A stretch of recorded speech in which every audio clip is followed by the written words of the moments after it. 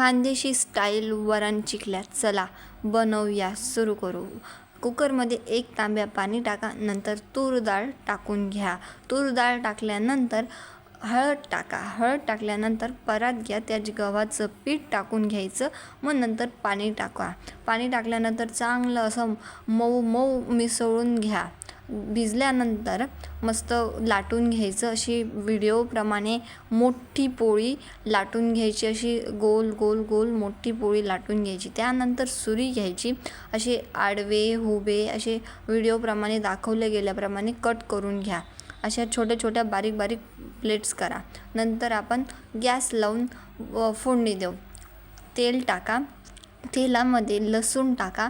लसूण नंतर जिरे नंतर मिरच्या, तुम्हाला जे जे व्हेजिटेबल आवडतील ते टाका. मग वरण टाकून द्या. मस्त त्याला उकळू द्या. उकळल्या गेल्यानंतर टमाटर टाका. उकळू द्या अजून. मग नंतर मीठ टाका.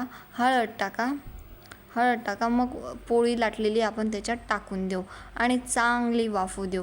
मस्त वाटतं आहे ना रेसिपी. रेसिपी आवडली असेल तर नक्की सबस्क्राईब करा आणि खानदेशी स्टाईल वरण चिखल्यात नक्की ट्राय करा.